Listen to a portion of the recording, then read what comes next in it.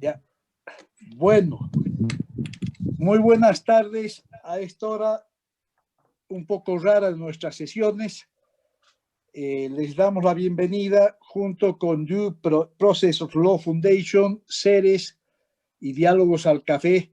Hemos organizado esta sesión extraordinaria para hablar de la reforma de la justicia y la probable reforma constitucional. Les doy a nombre de los tres grupos la más cordial bienvenida y espero que sea una primera de otras que podamos organizar conjuntamente. Participarán desde el exterior el señor Luis Pasara, la doctora Úrsula Indacochea y don David Lobatón, y comentarán José Antonio Rivera y Eduardo Rodríguez. Luis Pasara es abogado y doctor en Derecho por la Pontificia Universidad Católica del Perú, donde fue profesor. También ha trabajado en el sistema de justicia de Perú, Argentina, Ecuador, Guatemala, México y Bolivia, habiendo sido consultor del Instituto Interamericano de Derechos Humanos y de la Comisión Andina de Juristas, para citar los trabajos más importantes que ha tenido y experiencias que ha tenido en su vida académica. La doctora Úrsula Indacochea, discúlpeme, había un corte en mi sistema, se está arreglando. Ya se ha arreglado. La doctora es abogada de nacionalidad peruana y se integró al equipo de DPLF desde noviembre del 2015 para trabajar en el programa de independencia judicial. Y el doctor David Lobatón es abogado, también magíster en Derecho Constitucional, doctor en Derecho y principal profesor de Derecho Constitucional en la Facultad de Derecho de la Universidad Católica de Lima, Pontificia Universidad Católica de Perú, más de 25 años. Eduardo Rodríguez ha sido vocal y luego presidente de la Corte Suprema de Justicia, presidente de la República por la gracia de Dios y luego ha sido representante de nuestro país en La Haya y nuevamente está en el país y conforma junto con José Antonio Rivera la comisión de expertos en derecho que ha conformado el gobierno con la intención de hacer planteamientos de reforma judicial urgentes dada la crisis por la que está trabajando este órgano en el país. A todos les doy la bienvenida y paso la palabra a Ramiro Orías, quien se encargará de la coordinación de esta sesión. Muy buenas tardes. Muy buenas tardes, un saludo a todos, gracias a Juan Cristóbal. Un gusto reconocer tantas caras amigas en este espacio que busca acompañar el trabajo de la Comisión de Expertos para la Reforma Judicial con criterios desde la sociedad civil, desde la academia y además conociendo la experiencia internacional que ya han sido presentados nuestros tres expertos que van a participar y creo que vamos a tener un rico debate esta tarde. La metodología de nuestra reunión va a ser una metodología a Davos en modo virtual. Vamos a tener dos rondas con los miembros del panel, con preguntas dirigidas, y luego va a haber una tercera ronda respondiendo a preguntas del público que puedan ser solicitadas vía el chat que está habilitado al efecto. Nuestro país, desde que se conoció el informe del INALUD del año 1990, casualmente además esa experiencia dirigida por el expresidente Eduardo Rodríguez Belcé, lleva por lo menos 30 años de constantes esfuerzos de realizar reformas. Hemos hecho reformas constitucionales, reformas legislativas, nuevos códigos, reformas procesales. Se han intentado varios esfuerzos de mejorar las organizaciones. Sin embargo, hoy sentimos que la justicia boliviana está en uno de sus peores momentos, ¿no? Diversos indicadores, de hecho el informe, por ejemplo, de 2019 del World Justice Project pone a Bolivia en el penúltimo lugar en el ranking mundial. ¿Qué pasó? ¿Qué no hicimos bien? ¿Y dónde debemos focalizar nuestros esfuerzos en este intento que viene además esperando la pregunta: ¿qué pasó en estos 30 años? ¿Qué nos faltó hacer? ¿Y cuál es el estado de situación en el que debemos enfrentar la reforma judicial que se viene? Adelante, por favor, Eduardo.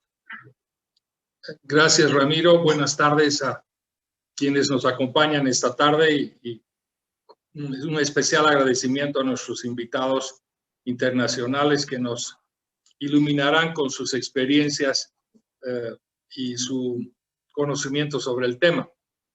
Hace bien, Ramiro, en destacar que son por lo menos 30 años que en Bolivia el tema judicial se convirtió en una preocupación no solo política, sino ciudadana. Yo voy a señalar simplemente algunos de los hitos de este tiempo. Al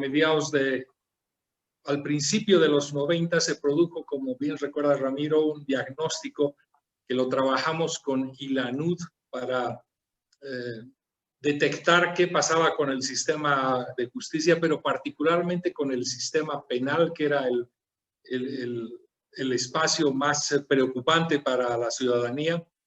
Sobrevinieron a mediados de los 90 las modificaciones a la Constitución para introducir organismos judiciales como el Tribunal Constitucional, el Consejo de la Judicatura, el Defensor del Pueblo y modalidades para modificar la elección de las altas autoridades de los tribunales más importantes, básicamente con la fórmula de los 2/3 en el Congreso. También se produjo una reforma fundamental el año 99 cuando se modifica el sistema procesal penal como parte de una corriente de transformaciones procesales en Latinoamérica. El año 2004 se trabajó un programa tentativo de reformas que se denominaba Justicia para Todos. El 2009 tuvimos una nueva constitución que a mi juicio genera transformaciones sustantivas a la forma de encarar el tema judicial. Se introduce el pluralismo jurídico como principio y se transforma la composición orgánica del órgano judicial y la modalidad de elegir a los magistrados de las altas cortes por sufragio universal. Luego tenemos un largo periodo de 14 años de gobierno del partido hegemónico, el MAS, el Movimiento al Socialismo, en el que surgen preocupaciones sobre la falta de independencia y el desempeño y el resultado de muchas de las reformas anunciadas, y se abre un nuevo periodo de crisis que es abordado este año y con una iniciativa a la cual me voy a referir inmediatamente. Tal vez destacar que en estos 30 años hemos tenido estos espasmos de intentos de modificar el sistema judicial con mayor o menor intensidad. Después de ya 3 décadas, sorprendido por tanto tiempo que ha pasado, lamentablemente significar que no hemos logrado que en Bolivia los diferentes gobiernos de turno se hagan cargo de generar una política pública, de una política judicial estable, sostenida y bien informada, y más han sido reformas esporádicas o parciales, como por ejemplo la del sistema penal, que se pensó en su tiempo podía ser una solución de la cara más desagradable de la justicia, la detención preventiva, los centros penitenciarios saturados, etc. Y quedaron en el camino otros temas que se fueron diagnosticando con el tiempo. Un acceso de los ciudadanos a servicios de justicia no tan necesariamente vinculados al sistema penal, sino más bien aquellos fundamentales para resolución de conflictos domésticos, justicia de paz, justicia administrativa para la relación con el Estado, la ausencia de sistemas de carrera o evaluación de desempeño de los jueces, etcétera, etcétera. No voy a abundar en el tema. Tal vez una de las conclusiones que en su tiempo se mencionó era que estas reformas debían comenzar no tanto por la crisis política en la designación de las altas autoridades, sino más bien por la base, por el servicio accesible, ciudadano, universal, predecible y eficaz. Lamentablemente esto no ha sucedido así, y este año, cuando se modifica la estructura del poder político, queda una vez más en evidencia, como lo ocurrió en los años 90 o poco antes, cuando se recuperó la democracia, que el órgano judicial estaba comprometido en independencia, en eficacia, y era necesario transformar no solo la percepción ciudadana, sino también la calidad, el acceso y todo aquello que representaba un servicio judicial creíble. En estas circunstancias, el Ministerio de Justicia, a cargo del ministro Iván Lima, convoca a un grupo de ciudadanos, abogados, para acompañar con algún nivel de experiencia, sobre todo, lo que podría ser un nuevo intento de recuperar una reforma judicial desde la cima, desde la Asamblea Legislativa Plurinacional, aprovechando que el próximo año, en el primer trimestre, se producirán elecciones subnacionales de alcaldes y gobernadores, y podría eventualmente pensarse que se podría introducir una modalidad de referendo para un cambio en la forma de elegir a los jueces de las altas cortes. El criterio inicial de esta comisión era muy favorable a ser parte de este emprendimiento que compromete también y sobre todo a la clase política. Me refiero específicamente a quienes conforman la Asamblea Legislativa Plurinacional, el oficialismo y las dos fracciones de oposición, porque son ellos los que deberían deliberar y eventualmente aprobar por 2/3 una modificación a la Constitución, en este caso la forma de elegir a los magistrados y eventualmente introducir alguna línea de evaluación de su desempeño o carrera, y luego someter esta ley de modificación a un referendo. El estado de situación es que más allá de la primera iniciativa y la convocatoria que debía ampliarse a otros miembros, no hemos tenido todavía mayores noticias sobre esta iniciativa del ministro. Más bien y paralelamente han surgido preocupaciones también de orden político al seno del partido oficialista, e incluso algunos otros colegas o sectores ciudadanos que ven con escepticismo que se pueda avanzar en esta línea.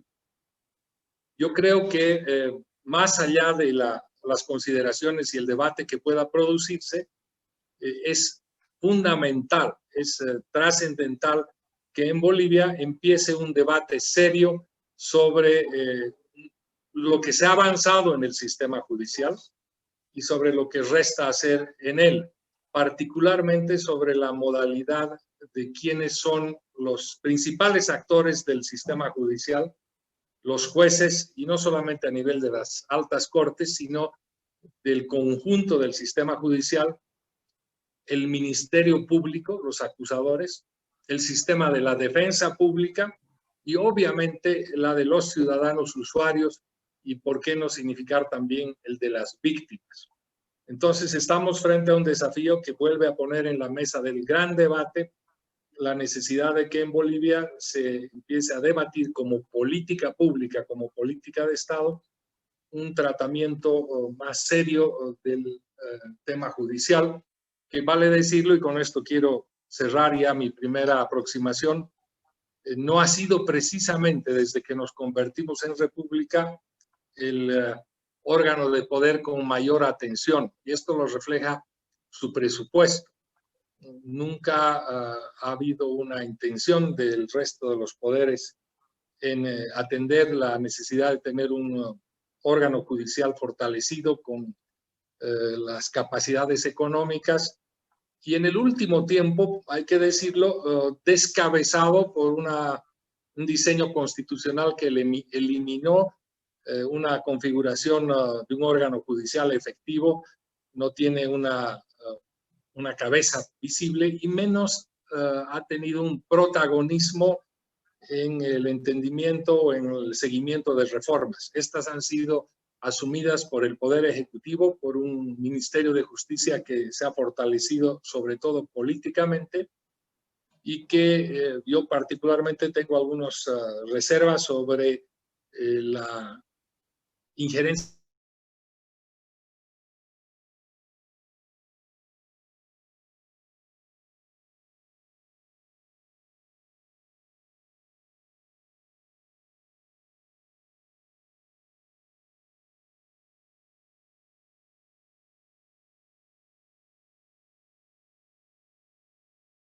creo que solo corresponda al ministro y al grupo de entes que eventualmente podemos apoyar, pero también debe interesar a la academia, a los grupos de interés, pero con un sentido mucho más práctico y con la experiencia de ya 14 años, bueno, por lo menos 10 años de vigencia de un régimen constitucional que merece evaluarse. Esto para dar una idea general, Ramiro, yo reitero mi agradecimiento a quienes nos acompañan hoy. Sé que varios de ustedes han trabajado con nosotros, conocen nuestra realidad y, por cierto, compartimos con el resto de Latinoamérica muchos de los problemas, pero también de los grandes avances que se han producido. Gracias, Ramiro. Gracias, Eduardo. Inmediatamente entonces pasaremos a la siguiente pregunta para José Antonio Rivera y le vamos a pedir que en 5 o 6 minutos nos pueda decir ese desafío que plantea Eduardo de construir una política de Estado. En esta ocasión, ¿qué aspectos críticos o prioritarios deben ser abordados para iniciar el proceso de reforma judicial? ¿En qué temas deberíamos concentrarnos para arrancar este proceso? Adelante, Antonio. Gracias, un saludo afectuoso a todos y cada uno de quienes intervienen en este conversatorio, principalmente a los apreciados colegas expertos extranjeros que, como dijo Eduardo, aportarán y enriquecerán este diálogo con su experiencia. Yo creo que Eduardo ha hecho una radiografía de lo que pasa y yo rápidamente añadiría 2 o 3 ideas.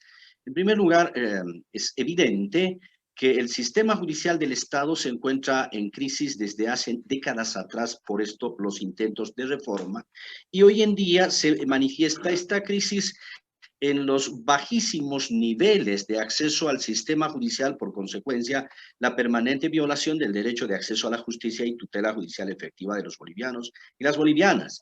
La crónica retardación de justicia, la justicia tarda, pero llega en Bolivia, en muchos casos no llega.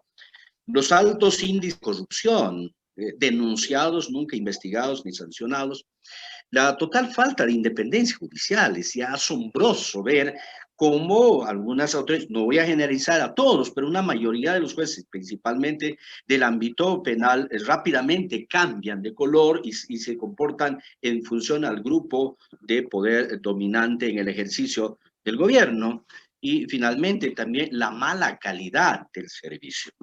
Ahora, como dijo Eduardo, se han hecho intentos de reformar y yo creo que el problema está en que se han hecho reformas parciales, o sea, se ha hablado de reformar la justicia a partir de los efectos y las consecuencias, nunca a partir de las verdaderas causas estructurales. 2, no se ha tomado el tema de la justicia como una política de Estado, sino como política de gobierno, de manera que en cada gobierno se ha pretendido poner el sello personal del ministro, del presidente, haciendo cambios parciales que no nos han conducido a resolver esta crisis. La última reforma constitucional ha introducido algunos cambios significativos, sí, como el tema del principio del pluralismo jurídico que refleje la sociedad heterogénea que tiene Bolivia, Pero, por otro lado, otra vez se ha concentrado en el tema del sistema de selección y designación de las autoridades de la alta cúpula, abandonando los problemas reales que están en la base, en el día a día del ciudadano a través de los jueces de instancia. Hoy la justicia está en una crisis casi terminal. Parafraseando a don Víctor Paz Estensoro, diríamos, la justicia se nos muere y tenemos 3 segundos para intentar salvarla. Entonces, esto hace que surjan necesidades urgentes, pero cuidado, que volvamos a incurrir en el error de pretender solucionar el problema tomando lo urgente y abandonando lo importante. Yo creo que hoy, más que nunca, necesitamos los bolivianos y bolivianas adoptar un acuerdo nacional para definir que el tema de la justicia es una política de Estado, de manera que un cambio de ministro, un cambio de presidente, un cambio de gobierno no afecte el conjunto de acciones y medidas que requieren ser tomadas para enfrentar la crisis. Entonces, yo no hablaría ya de reformas a la justicia, sino de enfrentar y superar la crisis del sistema judicial del Estado, que requiere de adoptar medidas de corto plazo, de inmediato, medidas de mediano plazo y de largo plazo para resolver estructuralmente el problema de la justicia. Ahora, lo más urgente que me pides, Ramiro, está en el tema económico. Una de las grandes causas de la crisis es el tema económico. Como decía Eduardo, la asignación presupuestaria es insignificante, 0.39% de todo el presupuesto general del Estado para sostener un órgano judicial. Eso se traduce inmediatamente en la falta de la suficiente cantidad de juzgados para atender el inmenso flujo procesal que se origina por la alta conflictividad y la tendencia hacia la judicialización de todas las relaciones sociales que, entre paréntesis, concuerdo con Eduardo, de desjudicializar a través de políticas de mediano y largo plazo. Pero de momento necesitamos un incremento para la gestión 2001, cuando menos inicialmente al 2%, lo que permita destinar a incrementar el número de jueces de 1.090 jueces, por lo menos hasta 2.000 jueces. Esos jueces distribuidos en función a flujo procesal sobre la base de un nuevo mapa judicial y de la verificación del flujo procesal en los diferentes distritos. La dotación, por lo tanto, de infraestructura adecuada, de equipamiento con tecnología de punta a los juzgados, implementación de bibliotecas virtuales, dotación de un sistema de gestión procesal virtual con red intranet que permita transparentar el manejo procesal. El mejoramiento de la escala salarial de los jueces. Luego, otra medida de urgente necesidad e inmediata necesidad es implementar el sistema de carrera judicial para dar fin con la provisionalidad de los cargos de jueces y personal de apoyo jurisdiccional. Recuerden que después de haberse promulgado la Constitución, se han emitido leyes que han declarado provisionales todos los cargos de los jueces, lo que ha dado lugar a que desde el Consejo de la Magistratura se destituían jueces de carrera. Y es donde se ha asestado un duro golpe a la independencia judicial. Pero paralelamente a resolver este problema de la provisionalidad, implementando la carrera judicial, en esa implementación de la carrera judicial es de urgente necesidad implementar la evaluación de desempeño de los jueces de instancia y los jueces Antonio, de si puedes, instrucción. en un minuto, por favor. Ok.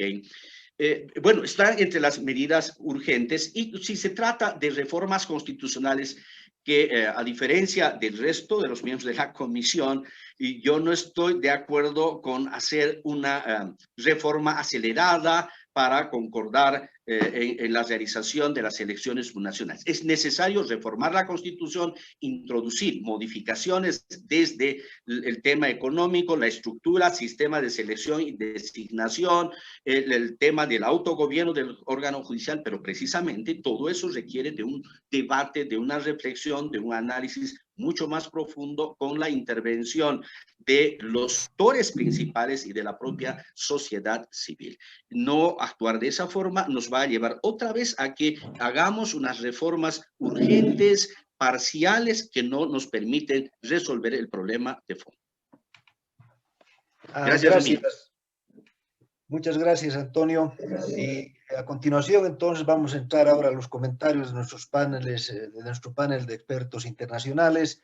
Y la primera pregunta de esta parte va dirigida a Luis Pázara, que tiene una vasta experiencia regional en los temas de reforma judicial en el continente.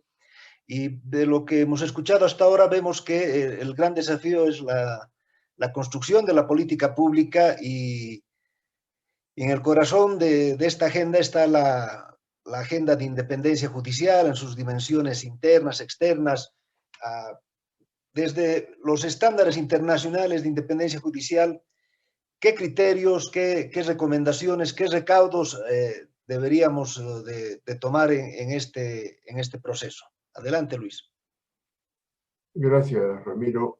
En primer lugar, quiero decir que estoy muy complacido de la oportunidad de participar en este intercambio. Yo, efectivamente, como se ha mencionado, en algún momento he tenido ocasión de trabajar en Bolivia para algunos aspectos específicos del tema de justicia, de modo que tengo alguna idea de los problemas que enfrenta y de las frustraciones que como en muchos países latinoamericanos, ha ocurrido con el tema de la reforma. Yo diría que, me atrevo a decir esto, lo primero que hay que tener en cuenta es con qué plazos contamos. Es decir, si los plazos son relativamente medianos o largos, podemos hablar de políticas de Estado. Pero si los plazos son breves y se trata de tener medidas urgentes, seamos realistas, nuestros países no tienen capacidad para formular políticas de Estado, ni en este terreno ni en ningún otro. Miren a Chile, que parecía un país exitoso. Miren bueno, lo digo a Perú, que es una calamidad, pero miren a Ecuador, en fin, los países de la región andina, que conocemos un poco mejor que el resto, son cada uno ejemplos trágicos, no solo en cuanto a reforma de la justicia, sino también en cuanto a políticas de Estado en general. Entonces, el riesgo de formular, como acaba de hacer el doctor Antonio Rivera, una larga lista de necesidades, de problemas a resolver, es la experiencia de nuestras reformas, termina no haciendo nada. Yo diría que hay que seleccionar algunos temas estratégicos que creamos que son factibles de resolver, porque hay temas que no son factibles de resolver, digámoslo con toda claridad. El tema de la corrupción es un problema que, si atraviesa a toda la sociedad, no podemos pretender que se resuelva solo en la justicia. Es una ingenuidad. Entonces, si localizamos 2 o 3 temas sobre los cuales, en plazos relativamente creíbles, podamos atender, se habrá avanzado muchísimo. Entonces yo quisiera proponerles algunas cosas concretas respecto fundamentalmente a un tema que a mí me preocupa mucho porque creo que es un tema estratégico, que es el tema de selección de jueces. Lo primero que hay que decir es que no hay ningún modelo que aplicar. Universalmente esto es un problema. Y es un problema que se va resolviendo en la medida en que la sociedad es madura. Fíjense ustedes lo que ha ocurrido con Trump y la justicia estadounidense. Aún teniendo, como tiene la Corte Suprema de los Estados Unidos en este momento, una mayoría de jueces nombrados por Trump. Sin embargo, el Partido Republicano, o Trump en concreto, no ha logrado que sus intereses prevalezcan en la Corte. Esto es un ejemplo de madurez institucional que nuestros países no tienen. Y no las van a alcanzar con un cambio en la Constitución, con 2 o 3 cambios en los códigos, con una nueva ley orgánica del Poder Judicial. Esto es un mito que los abogados, desgraciadamente, hemos ayudado a transmitir. Si cambiamos la ley, vamos a cambiar la realidad. Esto es falso. El Perú ha tenido 12 constituciones, y miren cómo está, ¿no es cierto? Y Bolivia no sé cuántas ha tenido, pero creo que varias. Entonces, el mito este de cambios legales que van a cambiar la realidad, basta de seguirlo propagando. Yo digo, hay dos objetivos, quizá tres fundamentales en materia de selección de jueces. El primero es que tengan buena calidad profesional. Hay jueces cuyas sentencias dan vergüenza. En todos nuestros países, sea por ignorancia, sea por corrupción, hay sentencias que uno las lee y no puede creer lo que está leyendo. Entonces, lo primero que diría yo es fundamental, es calidad profesional. Para esto se ha implementado en muchos de nuestros países el sistema de concursos. Sin embargo, son concursos en los que se atiende a la capacidad de retención o de memoria de los jueces para que sepan si el artículo 398 del Código Civil dice tal o cual cosa. Me parece a mí que eso es un error radical. Lo que hay que examinar en los concursos es la capacidad de razonamiento jurídico de los jueces, no la capacidad de memorizar el código. Cuando uno olvida el código, uno lo sabe perfectamente como abogado, como profesor de derecho, coge el código y lo busca y lo lee. No se necesita saber de memoria los códigos. Y eso es lo que erróneamente los concursos han preferido. Entonces, tenemos que pensar en concursos de selección que se dirijan a medir la capacidad profesional en relación con la capacidad de razonamiento jurídico de los jueces o de los candidatos a jueces. Obviamente, en los concursos se necesita otra cosa más, que sean limpios, que sean serios, que estén organizados por gente confiable, ¿no es cierto? Que no se filtren preguntas y entonces haya, como ha ocurrido en más de un país, yo he visto recientemente eso en Ecuador, donde los candidatos, algunos candidatos conocían las respuestas, en fin, no me voy a referir a eso que más o menos son.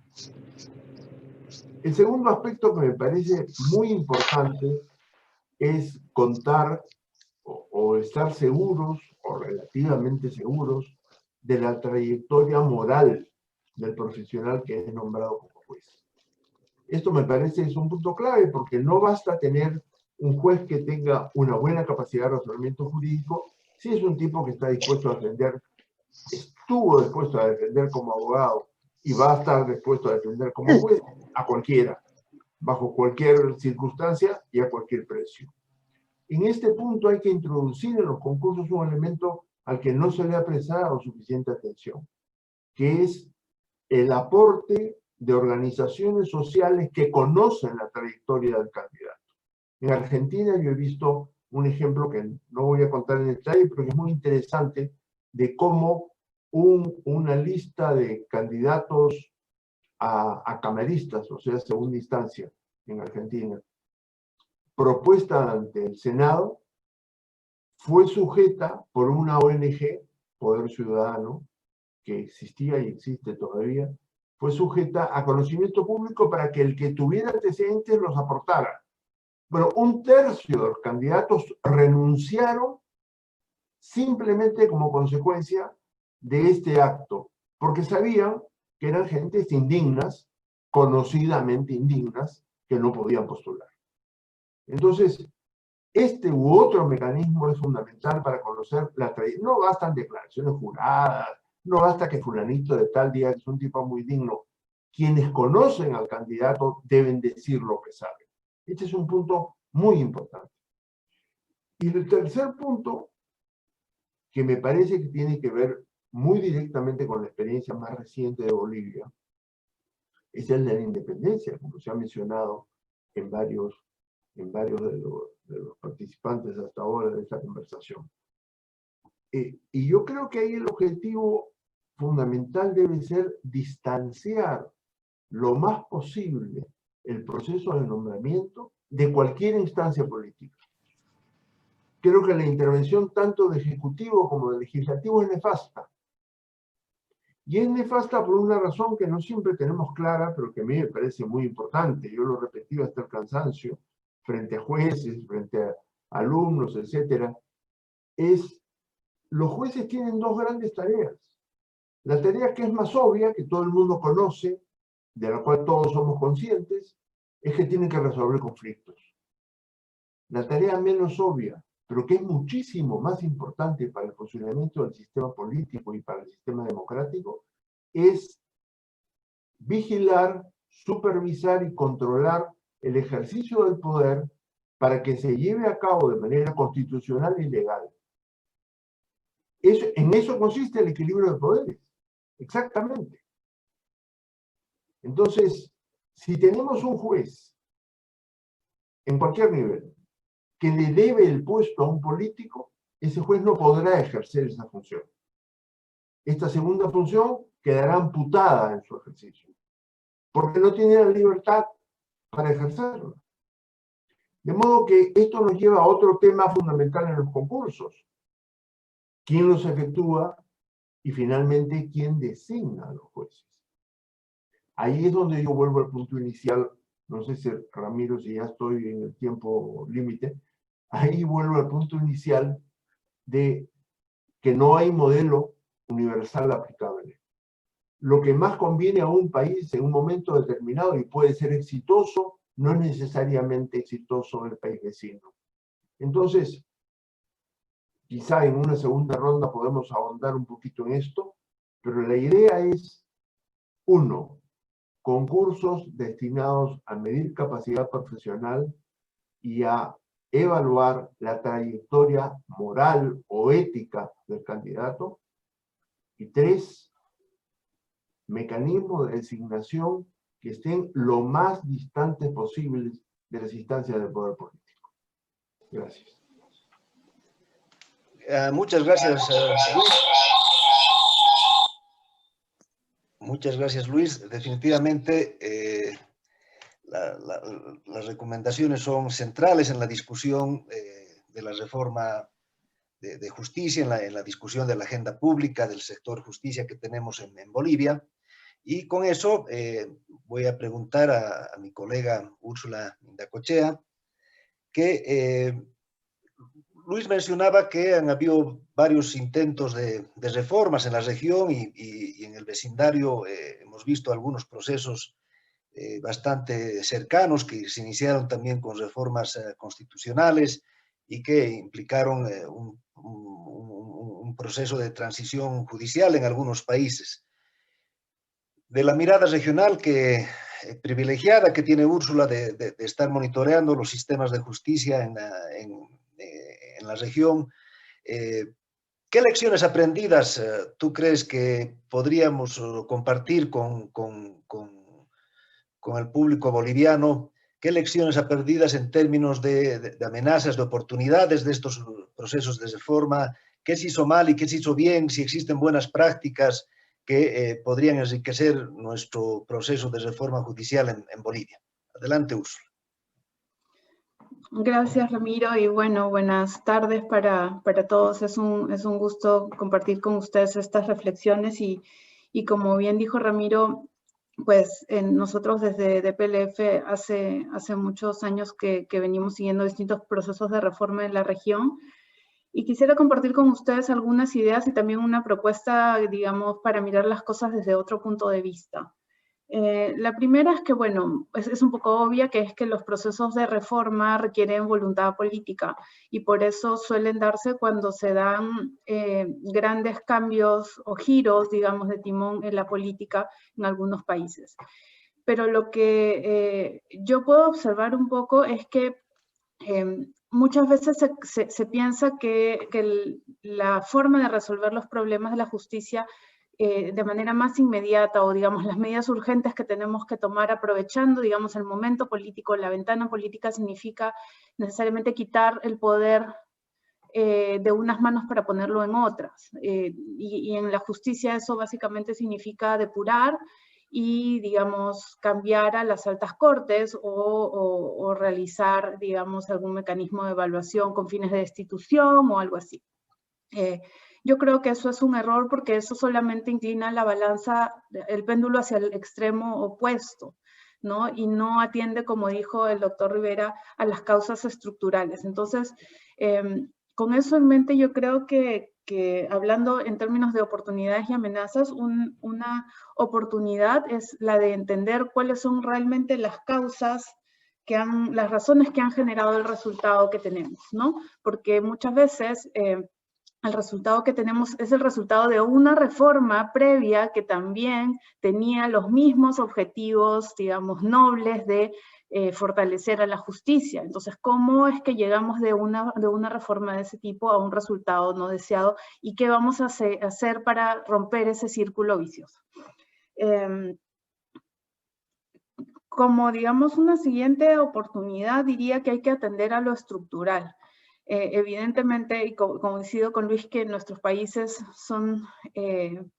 son débiles institucionalmente, creo que por naturaleza, y es difícil pensar en políticas de Estado, pero si no atacamos la estructura, y con la estructura me refiero no solamente a los cambios de personas, sino también al diseño de las estructuras, de los diseños institucionales, difícilmente vamos a dejar de depender de personas honestas y vamos a pasar a depender de instituciones fuertes que no permitan que personas deshonestas, aunque estén allí en esa estructura, puedan sobrevivir o puedan maniobrar tan fácilmente. Entonces, para mí es importante que no solamente pensemos en que en este momento podemos tener buenos magistrados o magistrados honorables o con buenas capacidades, sino también que tengamos estructuras para no depender de las buenas personas.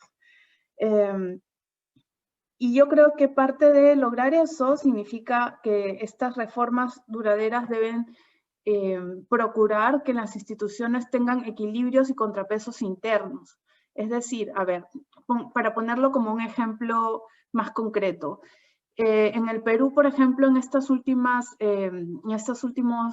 reformas constitucionales para atender un problema urgente que fue la corrupción en la justicia, se otorgó muchas facultades de control a entes externos a la judicatura que están en manos de personas en las que la mayoría de nosotros, y aquí mi colega David Lobatón seguramente coincidirá, nosotros confiamos en que estas personas son personas honorables, pero también tenemos que pensar qué pasa si esos órganos son capturados por personas no honorables y tienen poderes tan exorbitantes. Entonces, es importante que los órganos de poder tengan a su vez mecanismos de rendición de cuentas y sobre todo contrapesos internos dentro de la estructura. Que digamos, si tenemos el poder concentrado en la Corte Suprema, digamos que tengamos mecanismos de control donde otras instancias o otros niveles de la judicatura tengan, digamos, también una forma de incidir de manera tal que pues no sea una estructura jerarquizada y vertical prácticamente castrense, donde quien coopta la Corte puede cooptar todo el aparato de justicia. A ese tipo de contrapesos, equilibrios me refiero. Y también pensar en clave de transición antes que en clave de reformas radicales, ¿no?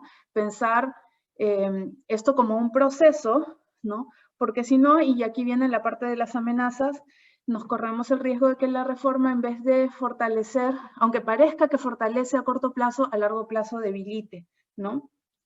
Y evitar, digamos, llegar al escenario de la justicia, de la venganza, lo que implica que quienes impulsan la reforma deben estar dispuestos a aceptar que la nueva justicia no necesariamente les va a dar la razón, si es verdaderamente independiente, ¿no? No necesariamente les va a dar la razón, digamos, en los grandes procesos penales anticorrupción contra miembros integrantes de un gobierno anterior, por ejemplo, que han sido acusados de grandes casos de corrupción. Una justicia independiente es eso, independiente incluso de quien la reforma. Y para eso quizá quisiera compartirles un poco una nueva mirada que nosotros también estamos empezando a explorar respecto a los procesos de reforma. No sé si puedo compartir pantalla. Creo que sí, ahí seguramente la ven. Y la pongo porque es como lo último que hemos hecho y es un análisis de una iniciativa de reforma judicial presentada, elaborada, mejor dicho, por el Poder Judicial Federal de México, por el presidente de la Suprema Corte de Justicia y presentada por el Ejecutivo. Y este análisis lo que busca es mirar estas grandes reformas que se proponían en este proyecto de ley, que además se justificaban en el supuesto combate a la corrupción desde una mirada de corrupción y derechos humanos. ¿Y qué significa esto? A ver, si puedo pasar ahí. Ramiro, no sé si tengo un par de minutos o un minuto más. Un minuto para terminar, Úrsula, por favor. Ok. Con esta perspectiva de corrupción y derechos humanos se identifican algunos factores que facilitan y propician la corrupción, que son los factores que están indicados en el informe de corrupción y derechos humanos de la CIDH, que son debilidad de las instituciones, monopolio o concentración de poder en áreas de alto impacto, amplia discrecionalidad en la toma de decisiones más importantes, poca transparencia, poca rendición de cuentas y altos niveles de impunidad. Y analizamos estas reformas para ver si ellas, unidas a lo que ya existía, o sea, no solamente aisladas en sí mismas, sino en conjunción con lo que ya existe, generaban más concentración del poder, eliminaban o relajaban controles, creaban nuevos espacios de discrecionalidad en las decisiones más importantes, ¿no? Entonces descubrimos que, por ejemplo, la introducción de figuras como el precedente judicial con una configuración tan fuerte como lo quieren en México, en realidad concentra el poder en la figura del presidente de la Suprema Corte, ni siquiera de la Corte completa, sino del presidente, de manera tal que él puede bloquear algunos temas de ser conocidos por la Corte, ¿no? O se elimina la posibilidad de que la Suprema revise decisiones del Consejo de la Judicatura Federal, con lo cual se crea un controlador sin controles. Entonces, bueno, este documento propone por primera vez, es un análisis que hacemos de este tipo, pero lo que les quiero decir es que desde este punto de vista, desde esta mirada, podemos también detectar si una determinada medida o un plan con varias medidas genera condiciones para que la justicia, digamos, bajo ciertos presupuestos o con ciertos incentivos, vuelva a repetir el ciclo. Si queremos cortar el ciclo, necesitamos mirar estos aspectos, ¿no? Y por ahí yo creo que quedaría mi intervención y podríamos conversar un poquito más a profundidad en la segunda ronda. Gracias. Perfecto, muchas gracias, Úrsula.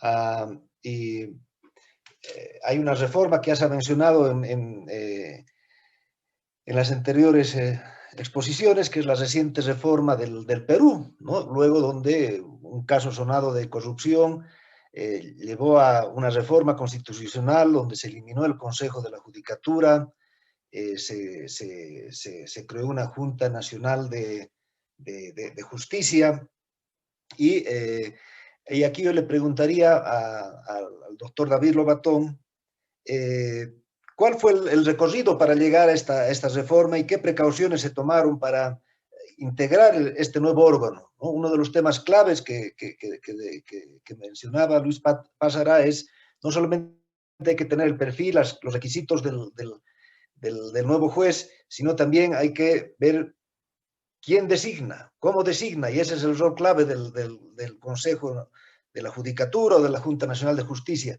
¿Qué recomendaciones de la experiencia peruana nos podrías dar, David? Adelante.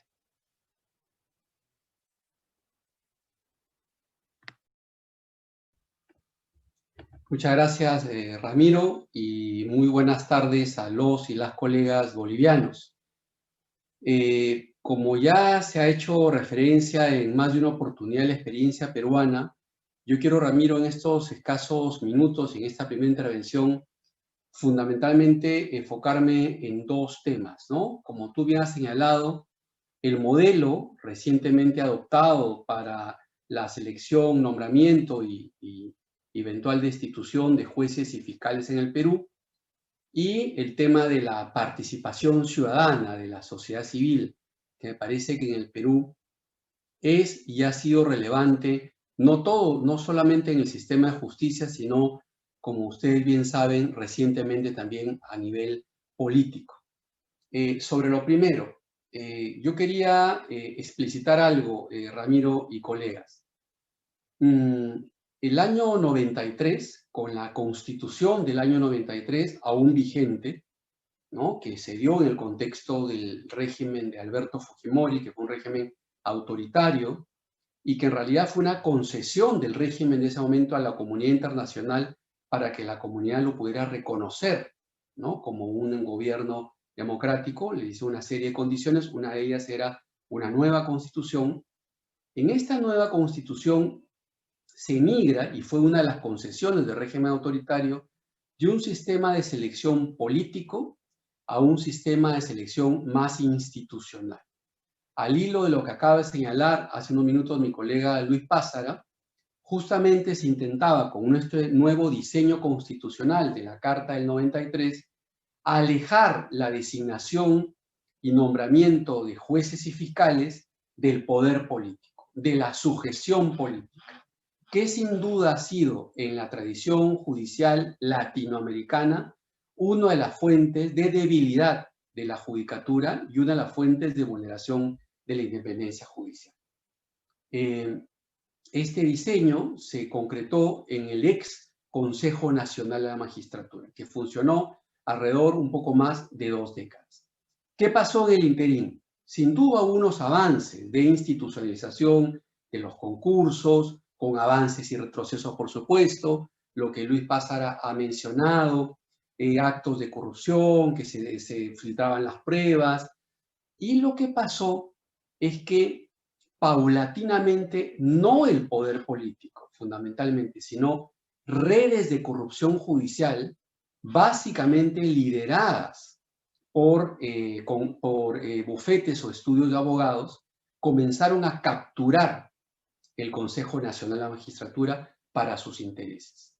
Este proceso de deterioro de este órgano constitucional autónomo hizo metástasis en julio del 2018, en la cual, gracias al periodismo de investigación, se descubrió los audios de la vergüenza, es decir, unas escuchas ordenadas judicialmente que mostraban negociaciones y sobornos que no solamente los miembros del ex Consejo de la Magistratura, sino jueces y fiscales supremos y altas autoridades hacían en la designación de jueces y fiscales.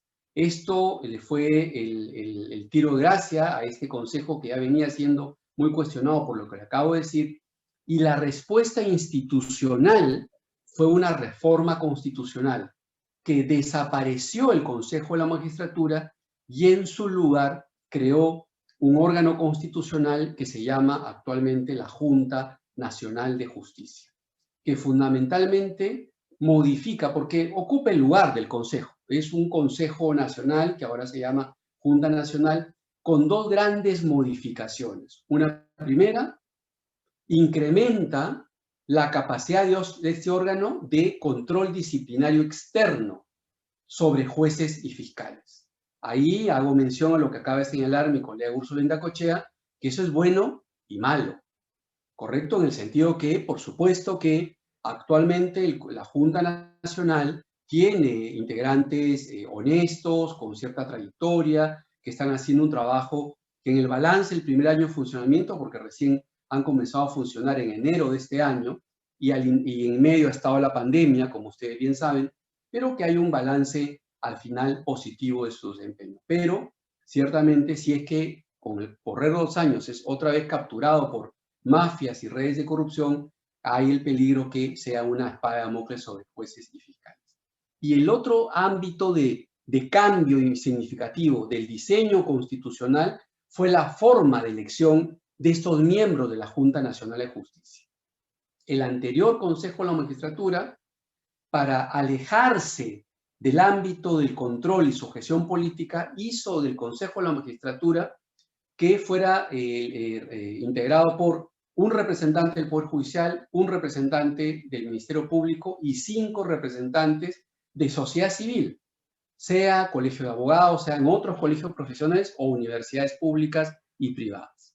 Pues bien, ese diseño, que yo podría llamar de sociedad civil o corporativo de sociedad civil, fracasó, y el gran acierto de este diseño constitucional actual es que no regresó al modelo político, sino que avanzó en el modelo institucional, y lo que se tiene ahora es una elección indirecta en el sentido que se forma ahora una comisión especial cada 5 años, integrada por las cabezas de las instituciones que forman el sistema de justicia.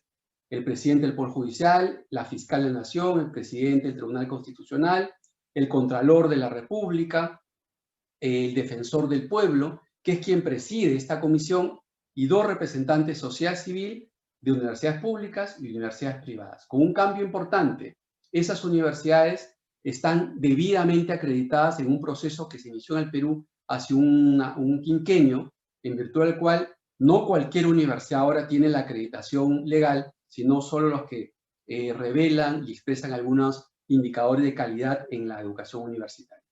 Entonces, eso ha hecho que ahora esta comisión especial designe por concurso público a los miembros de la Junta Nacional de Justicia. ¿Cuál ha sido el resultado?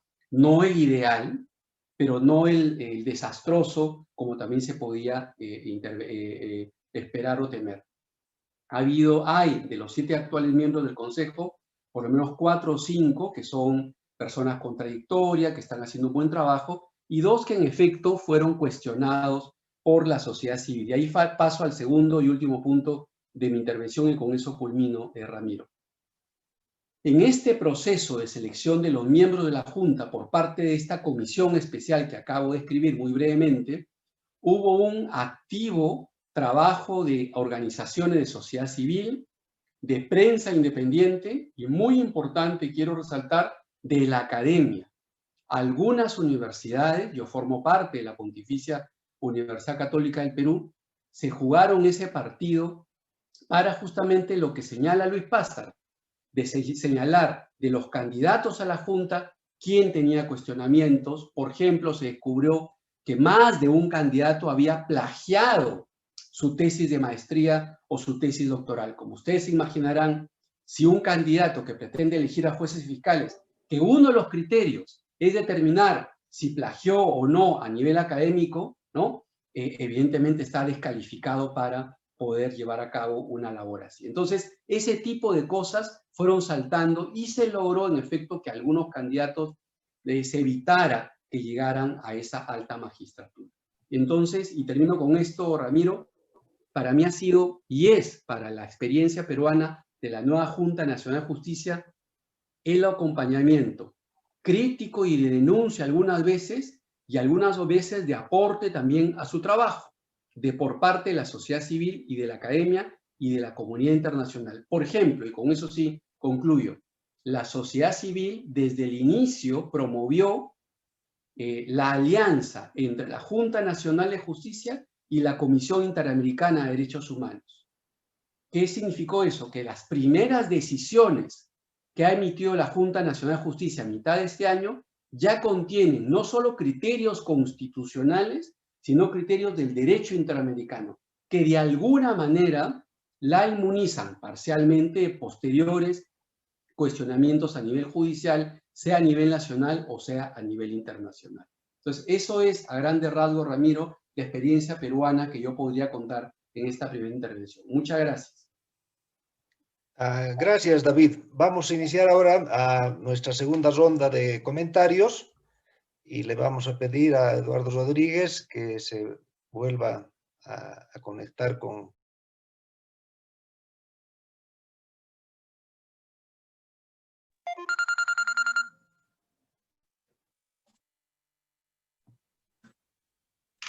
Gracias a Ramiro y gracias a nuestros invitados.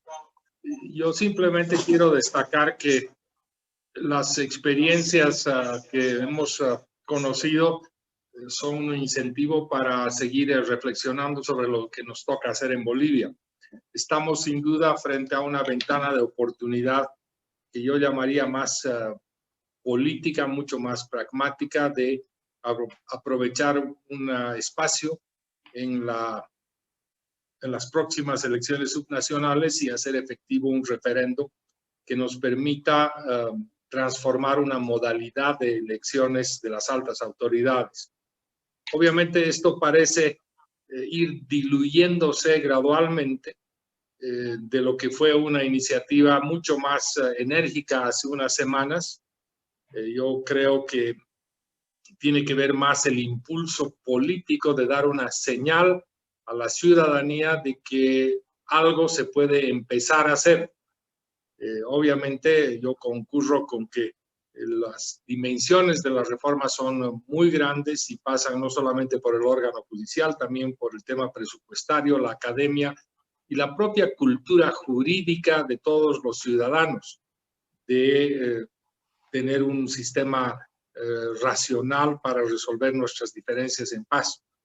De manera que este debate que recién comienza se nutre hoy con las intervenciones de nuestros invitados y creo que el desafío está abierto para, insisto, sobre todo para la clase política que tiene representación ciudadana, para ver si opta por una ventana de oportunidad para dar una primera gran señal para modificar algo que a mi juicio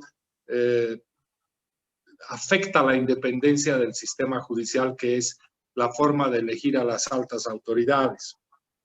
Obviamente es un tren que puede partir y dejarnos atrás, y no solamente abre la interrogante de cuánto tiempo más tendremos que esperar para que se pueda llevar adelante esta transformación, pero obviamente este es un proceso de reflexión democrática muy abierto, muy plural, y yo me quedo acá y prefiero que sean los concurrentes a esta plataforma que vayan nutriendo con mayores criterios. Gracias, Ramiro. Muchas gracias, Eduardo. Vamos a continuar con José Antonio Rivera. Como se acaba de mencionar, la reforma judicial es un proceso de largo plazo con muchas variables, con muchas dimensiones, y la apuesta parece ser es iniciar con la reforma constitucional. ¿Tú cómo ves cuál es la hoja de ruta de corto plazo para enfrentar este desafío, José Antonio? Gracias, Ramiro. Lo fundamental será identificar las necesidades de reforma. ¿Qué se quiere reformar en la Constitución sobre la justicia?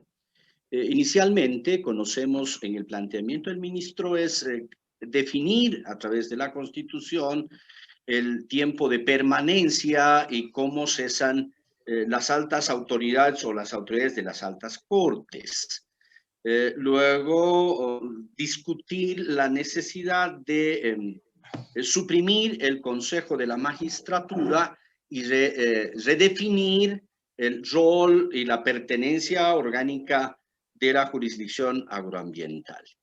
Yo creo que si pretendemos empezar el largo recorrido de las acciones para enfrentar la crisis, partiendo por cómo restablecer la independencia judicial, el inicial planteamiento del ministro resulta siendo insuficiente. Entonces, habrá que definir qué temas urgentes, pero que sean útiles para restablecer la independencia judicial, son necesarios tocarlos en la Constitución haciendo una reforma. Y obviamente ahí está como primer tema el sistema o mecanismo de selección y designación de los magistrados de las altas cortes, que luego se traduce eso inmediatamente en la definición de los sistemas y mecanismos de selección, designación de los jueces, su permanencia en el cargo, etcétera, etcétera, que es la parte más débil para garantizar la independencia judicial. O dicho desde otra perspectiva, es de donde se ha tocado y afectado severamente la independencia de los jueces y magistrados. Entonces, como verán, no se reduce simplemente a definir qué tiempo se quedan los magistrados de las altas cortes, sino cómo los seleccionamos y cómo dignamos a esas altas autoridades. Y segundo, el tema económico. Yo insisto que no podemos hablar de independencia cuando no existe una independencia económica. Luego, la reconfiguración de la estructura orgánica del órgano judicial. Y para lograr eso ha de ser importante la construcción de un acuerdo nacional entre la sociedad civil, los actores del sistema judicial y los políticos. Ahora, estamos en contrarreloj. Si la idea es aprovechar las elecciones subnacionales para un referendo constitucional aprobatorio, creo que ya no estamos en tiempo. Habría una innecesaria aceleración, no habría el suficiente debate, la construcción del acuerdo, y llegamos a 7 de marzo con una aceleración en unas elecciones de autoridades subnacionales, consultando al pueblo si está de acuerdo o no con las reformas constitucionales. Por lo tanto, yo creo que la hoja de ruta es inicialmente identificar las necesidades de la reforma, construir un acuerdo nacional, trabajar el contenido de la reforma y reforzar el acuerdo para luego aprobar la ley en el legislativo a través de los 2/3 y finalmente acudir a la ciudadanía para su aprobación final mediante el referendo constitucional aprobatorio. Y no creo, si bien es muy urgente y se puede, como dice el ministro, ahorrar gastos haciendo el referéndum constitucional aprobatorio en marzo, no creo posible llegar con algo muy bien trabajado, con algo que nos sirva luego encarar el resto de las acciones para enfrentar la crisis. No creo que tengamos el suficiente tiempo. Gracias, José Antonio. Bueno, a esta altura de nuestro debate queda claramente que el corazón de estas reformas es el sistema de selección de altas cortes y del propio Consejo de la Judicatura. Y aquí le volvemos a preguntar a Luis Pázara, desde la experiencia regional comparada, desde los principios que nutren y los estándares internacionales sobre independencia judicial, ¿qué buenas prácticas se han dado en los procesos de selección de altas cortes? ¿Cuáles serían como las garantías mínimas que deberíamos implementar para que sean la base de este gran acuerdo nacional que permita llegar con una propuesta concertada al referéndum y al voto popular? No sé si estoy en capacidad de responder eso último. Creo que son los colegas bolivianos los que tienen que resolver esa incógnita, que me parece difícil, compleja, pero muy importante al mismo tiempo, ¿no?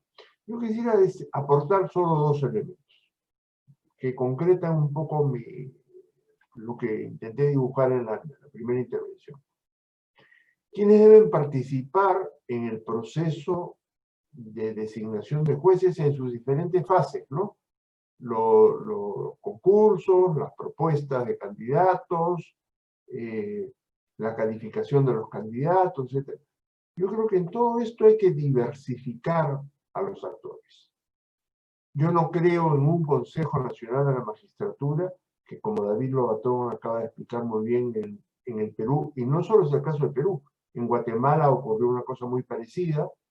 Hay mafias profesionales, detrás de las cuales, por supuesto, no están solo los abogados, están intereses económicos flagrantes, ilegales en muchos casos, que en nuestros países tienen que ver particularmente pues, con la minería ilegal, con el narcotráfico, etcétera, que rápidamente ven la manera de capturar estas instituciones. En Guatemala, por ejemplo, es un caso interesante, se llegó a crear facultades de derecho prácticamente inexistentes, entelequias, que se llamaban facultades de derecho, con el objetivo de que los decanos de estas entelequias participaran en los procesos.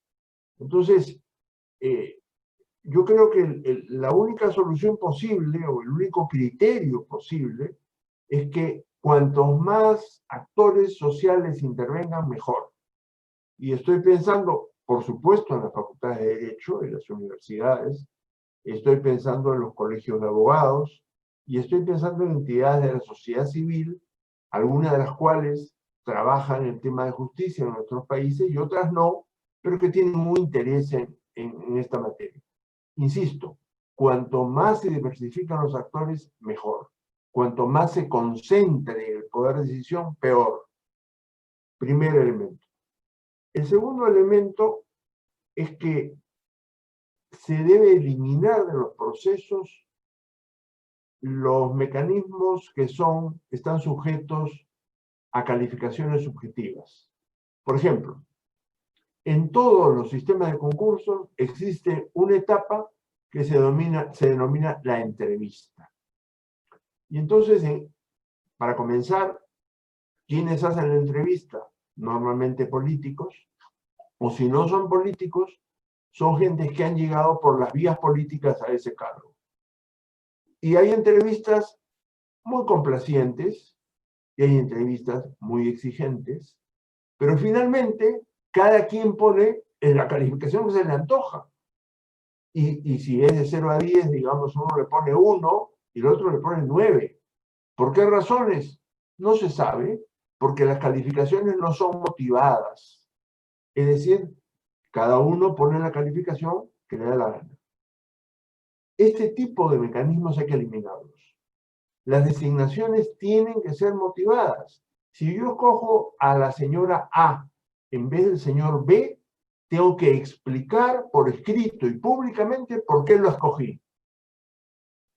Es la única manera de que se dé cara a las razones por las cuales se escoge a estos importantísimos funcionarios, particularmente en el caso de nuestras Cortes Supremas, que son gentes que deciden no solamente sobre casos millonarios, deciden sobre la honra, la honorabilidad, el patrimonio de las personas. Entonces, creo que todo esto hay que transparentarlo al máximo posible y no puede mantenerse sistemas subjetivos y en consecuencia arbitrarios de calificación. Hay países en los cuales los concursos de conocimientos o de experiencia, etcétera, le dan 60% del puntaje y 40% es la entrevista. Ya está, ahí está todo arreglado. Entonces, yo creo que hay que poner atención, dicen que el diablo está en los detalles, ¿no? Hay que poner atención a esos detalles. En vez de centrarnos en grandes discursos que son atractivos y pueden convencer, efectivamente, pero que no producen resultados, hay que entrar a los detalles. Y en los detalles yo señalo esos dos aspectos. Diversificación de actores participantes en los procesos de selección y motivación justificada de las designaciones. Gracias.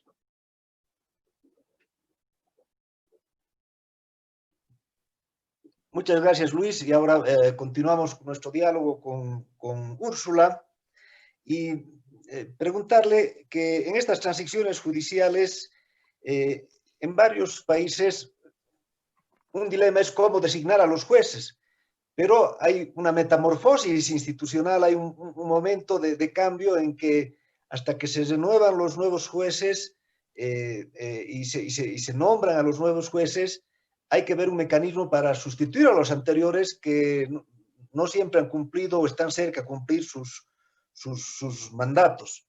De acuerdo a los estándares internacionales de independencia judicial, ¿qué precauciones habría que tomar para revisar esos nombramientos, evaluar? ¿Es posible removerlos directamente? ¿Qué principios de debido proceso se deberían cumplir? Hay una frase que acabo de leer, una cita del Talmud, que dice, pobre generación aquella que tiene que juzgar a sus jueces. ¿Qué recomendaciones tú nos darías desde el derecho internacional para esta fase específica de la transición judicial? Bueno, yo creo que primero hay que pensar, hay que separar los jueces la situación de los jueces de altas cortes de la situación de todos los demás jueces, digamos, de la estructura hacia abajo, y hay que tener estrategias diferenciadas para ellos, ¿no? Creo que lo hemos discutido en algunos otros foros en el caso de Venezuela. Hay muchos jueces jueces de instancia o jueces de apelación que no necesariamente forman parte de las redes corruptas o que no necesariamente responden a una determinada motivación política por sí mismos, sino que se han comportado, que se han adecuado, digamos, han adecuado su comportamiento para permanecer en la estructura judicial y que por lo tanto con un cambio en las cúpulas podrían comportarse de manera independiente. Entonces, además de ser como absolutamente imposible mandar a todos a su casa y nombrar a todos nuevamente, hay que tener en cuenta esa variable, ¿no? En segundo lugar, digamos, concentrándonos en las cúpulas, en las altas cortes, primero recordar, digamos, los estándares internacionales, ¿no? Los estándares de inamovilidad te dicen que los jueces tienen garantías reforzadas para permanecer en el cargo, salvo dos situaciones. La primera es el cumplimiento del plazo o de la condición por la cual están nombrados, o su edad de jubilación, digamos, y el segundo es razones que se pueden catalogar en dos supuestos. Falta de mala conducta, digamos, que nos va hacia el disciplinario, y incompetencia, que va al tema del desempeño funcional. Entonces, si tenemos en cuenta que esos son los supuestos que el derecho permite para hacer una excepción a la inamovilidad, también hay que tener en cuenta que en ciertas circunstancias especiales el derecho internacional también ha permitido hacer una tercera excepción, que es cuando estamos en procesos de transición, digamos, de gobiernos autoritarios a regímenes democráticos. O sea que para utilizar esta tercera vía tendríamos que pensar que justificar que estamos en una situación como esta. Y esta tercera vía permitiría la revisión de la validez de los nombramientos, cosa que en principio debiera estar absolutamente prohibida, porque anular o revisar si un nombramiento es válido no es otra cosa que una destitución o una remoción velada, y en ese caso debería utilizarse el mecanismo previsto para revisar las malas conductas. Pero, digamos, cuando el nombramiento en sí es fruto de la corrupción o de la manipulación política de la justicia, hay ciertos casos donde se podría permitir, ¿no? Bajo ciertas condiciones. ¿Cuáles son esas condiciones? Primero, que no sea un caso por caso, sino que exista una competencia establecida en la ley, que en el caso de Perú, por ejemplo, está en una disposición transitoria de la Ley Orgánica de la Junta Nacional de Justicia, la competencia para revisar nombramientos realizados por un ente corrupto anterior, bajo, digamos, la presunción de que estos nombramientos podrían ser fruto de la corrupción. Si no estamos en esa situación de transición y cumplimos con ese principio, digamos, de legalidad, tenemos que volver, digamos, al esquema normal de la inamovilidad y sus excepciones. Entonces, ¿cómo removemos a los jueces, digamos, de las altas cortes? En cuanto a la condición o plazo, no creo que sea una opción hacer una reforma constitucional para acortarles el plazo, porque acortar el plazo aplicaría, digamos, a los nuevos nombrados, ¿no? Y no a los que están en funciones, porque eso sí afectaría directamente la garantía de la inamovilidad, que según los estándares protege incluso a los jueces ante cambios políticos y cambios constitucionales. Entonces nos queda los temas de mala conducta, es decir, disciplinario, y incompetencia, que es el desempeño funcional. Entonces yo creo que podríamos, si es que podemos probar que hay razones para sancionarlos o removerlos por alguna de las vías, sea la disciplinaria administrativa, o si existe la remoción, digamos, mediante algún mecanismo político, usar ese, y si no, hacer una evaluación de desempeño como lo ha hecho Ecuador, pero no, digamos, apresurada, sino garantizando todas las garantías del debido proceso. Y acá un pequeño paréntesis también. Si vamos a usar esas vías, es decir, la de la evaluación de desempeño, hay que tener en cuenta que le aplican todas las garantías del 8.1 de la Convención Americana, porque a pesar de no ser un proceso sancionador, incluso le aplicarían las del 8.2, es un proceso de determinación de derechos, y por lo tanto le aplican esas garantías según la jurisprudencia de la Corte, ¿no? Que es derecho a ser oído, en un plazo razonable, conocer los cargos, resolución motivada por una autoridad competente, independiente e imparcial. Es decir, estos jueces de los altos tribunales tendrían que ser evaluados en su desempeño por una autoridad independiente e imparcial y competente. Competente, evidentemente, con anterioridad.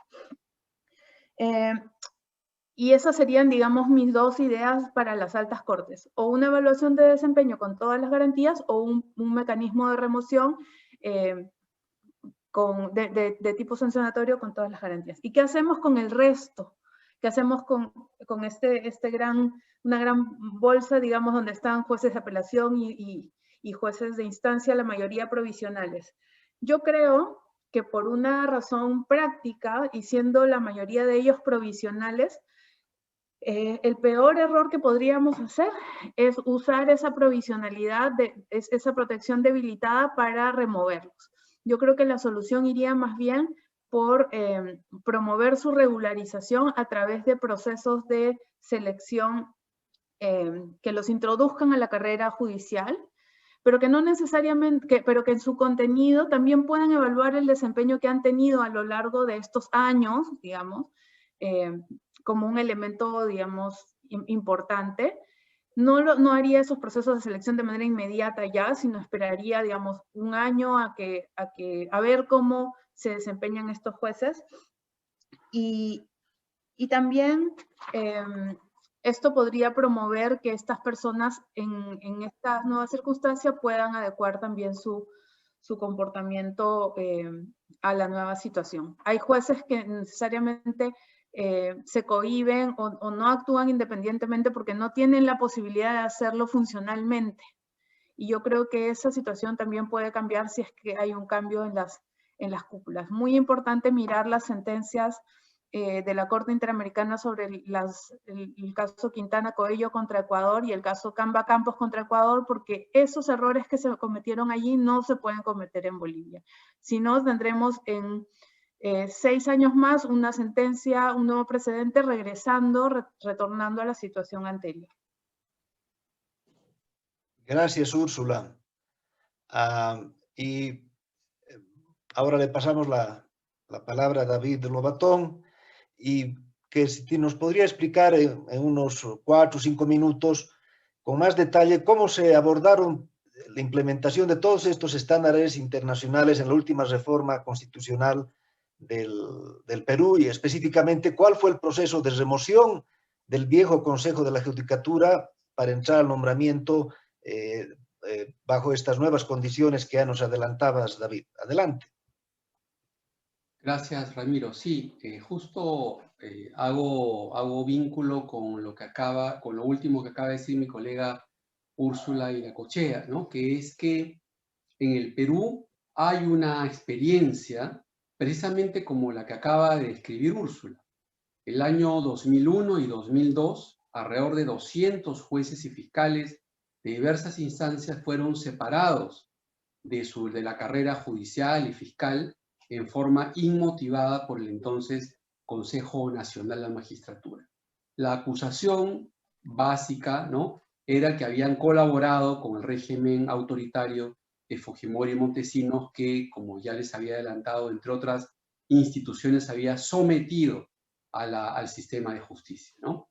Pero repito, fueron jueces y fiscales que fueron sacados de la carrera sin la debida motivación. Ciertamente esto generó un caso ante la Comisión Interamericana de Derechos Humanos, que estuvo varios años ahí y que culminó con un acuerdo de solución amistosa el año 2006, en virtud del cual el Estado peruano ya se había recuperado la democracia un quinquenio antes, reconoció su responsabilidad internacional, en el sentido que en efecto había vulnerado el derecho a la debida defensa y a las resoluciones motivadas contempladas en el artículo 8 de la Convención Americana de Derechos Humanos, y se obligaba y se comprometía a reponer a los jueces y fiscales que habían sido indebidamente destituidos, pero, y eso fue importante, y es un buen precedente a nivel interamericano, permitió que el Estado peruano volviera a evaluar a estos 200 jueces y fiscales, pero ya rodeado de esa segunda evaluación de todas las garantías del sistema interamericano, ¿no? Con lo cual hubo ahí un balance interesante en la cual, en efecto, se reparó una violación a la Convención Americana, pero no se impidió que el Estado peruano pueda evaluar nuevamente a esos jueces y fiscales que algunos, en efecto, después fueron otra vez separados y otros reincorporados. Ramiro, tú hacías mención al proceso de reforma constitucional. El proceso de reforma constitucional lo que previó, y eso es muy interesante y también lo ha mencionado Úrsula, es que cómo hacemos nuestras precarias democracias para poder salir de no de un régimen autoritario necesariamente como era el caso del Perú, pero sí de un régimen judicial plagado de corrupción, capturado por el crimen organizado. ¿Cómo hacer? ¿No? Porque sin duda había habido varios nombramientos de jueces y fiscales, algunos de ellos a nivel supremo, o había habido varias ratificaciones, evaluaciones muy cuestionables que había que revisar. Entonces, para que eso pueda ser compatible con el sistema interamericano, lo que se recomendó en la reforma constitucional, y así fue finalmente plasmado, es que contemple una cláusula de nivel constitucional y de carácter transitorio, en virtud del cual, durante los primeros 18 meses de funcionamiento de la Junta Nacional de Justicia, la Junta se instaló el 6 de enero, por tanto es hasta el 6 de julio del 2021, tiene plazo, en efecto, para revisar y eventualmente anular las decisiones que hayan sido irregularmente adoptadas por el ex Consejo Nacional de la Magistratura. Pero la propia cláusula constitucional transitoria dice que eso siempre respetando los derechos del debido proceso de las personas afectadas. Entiendo que ahora hay todo un grupo de casos, básicamente designaciones y ratificaciones, que la actual Junta Nacional de Justicia está evaluando y, por ejemplo, ¿no? Detectó un grupo de casos en los cuales el ex Consejo de la Magistratura había hecho una suerte de ratificación express. Es decir, había ratificado en el cargo a jueces y fiscales, saltándose procesos, festinando procesos, etcétera, ¿no? Entonces, esos son los casos que está revisando y yo confío que en los próximos meses pueda sacar algunas decisiones, anulando algunas decisiones del anterior Consejo de la Magistratura. Creo que es una forma, Ramiro, de poder equilibrar las exigencias de estándares internacionales y también las exigencias, y eso es bien importante en el caso peruano, del Tribunal Constitucional. El Tribunal Constitucional del Perú, durante las últimas 2 décadas, ha emitido una jurisprudencia muy importante que ha interpretado la Constitución, la ha desarrollado, y por ejemplo, y con eso culmino, había un problema, tanto en el sistema interamericano como en el sistema constitucional peruano, de que se exigía la misma intensidad de las garantías del debido proceso para el proceso penal judicial que para los procesos disciplinarios administrativos. Y ese era un problema porque sin duda el estándar de exigencia era mucho mayor que a veces organismos disciplinarios no podían cumplir. Tanto el sistema interamericano, en un reciente informe de la Comisión Interamericana que se llama Corrupción y Derechos Humanos, como ya la jurisprudencia del Tribunal Constitucional Peruano en casos referidos a procesos parlamentarios, ya distinguió que en ambos ámbitos, judicial, penal o administrativo sancionador, debe respetarse el debido proceso, no cabe la menor duda, pero la intensidad y la fuerza en ambos supuestos puede distinguirse, puede diferenciarse, y por ejemplo, y les pongo ejemplo, con eso termino, no puede exigirse pues, los mismos niveles de imparcialidad, independencia, actuación de pruebas, cumplimiento de plazos que a nivel judicial penal, ¿no? Eso es, Ramiro, lo que yo podría compartir y responder a la pregunta que tú has formulado. Muchas gracias. Gracias, David. Como vemos, un proceso de reforma de esta naturaleza tiene aspectos macro, podríamos decir, de construir voluntad política, de empujar el tema en el campo político y de generar demanda ciudadana, pero también el secreto está en los detalles, aspectos micros, aristas como estas son fundamentales para que el proceso no sea deslegitimado o luego demandado internacionalmente. Estamos cerca a cumplir el horario que nos habíamos propuesto, las 4 en punto, pero como hemos tenido un percance inicial, vamos a ofrecer una ronda de preguntas, les vamos a pedir que sean muy breves. Cada participante que quiera hacer alguna pregunta, algún comentario, que lo haga en 1 o 2 minutos. Vamos a tomar unas 3, 4 y para dar una última ronda con nuestros panelistas. Inicialmente, el doctor José Luis Baptista, ex magistrado de la Corte Suprema de Justicia, ha solicitado la palabra. Así que, doctor Baptista, adelante.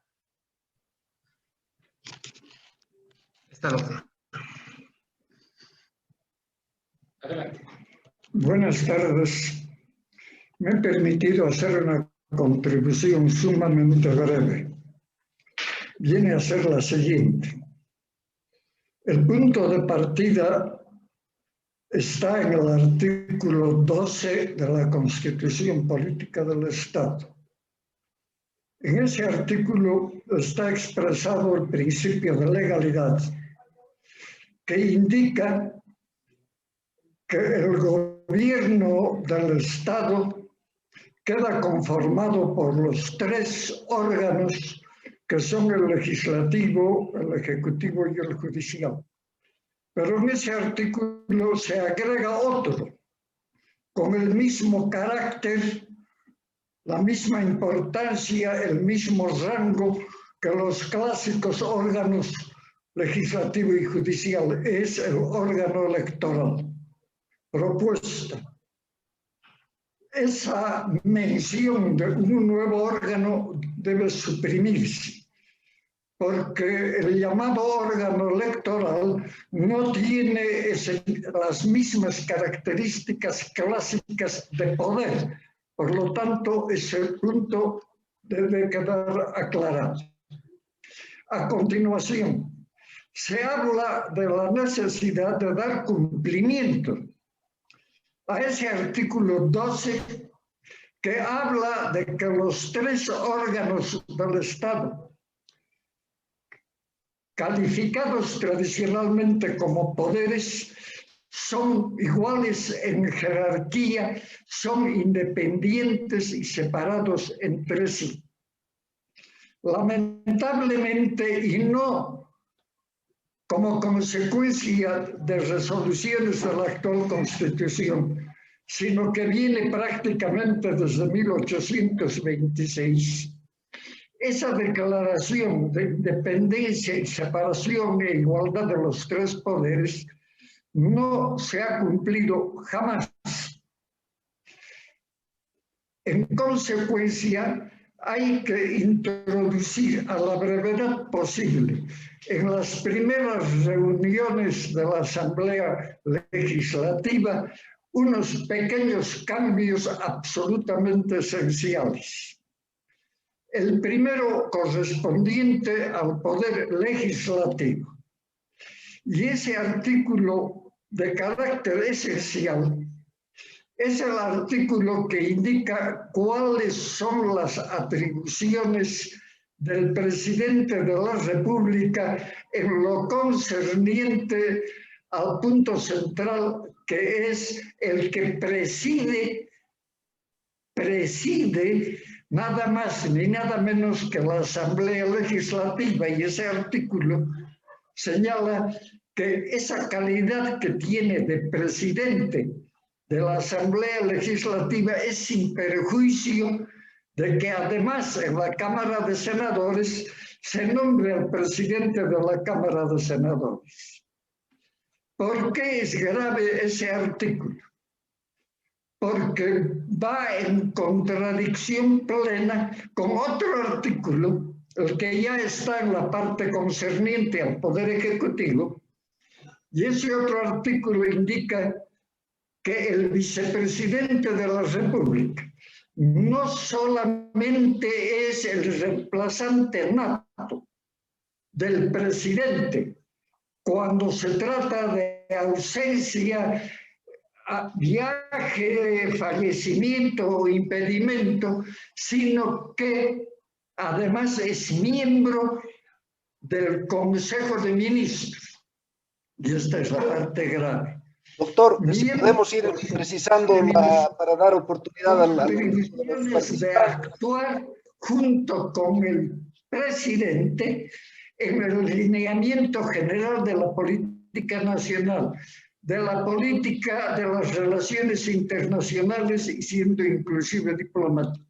Esto significa que ese artículo, inexistente en otras épocas, le está dando al vicepresidente de la República la condición de nexo entre el Ejecutivo y el Legislativo. En otras palabras, es el personero, el representante del Ejecutivo para hacer cumplir las decisiones del Ejecutivo en el órgano legislativo, lo cual significa que se está transgrediendo indudablemente aquel lineamiento del artículo 12 que indica que los tres órganos del Estado son independientes entre sí.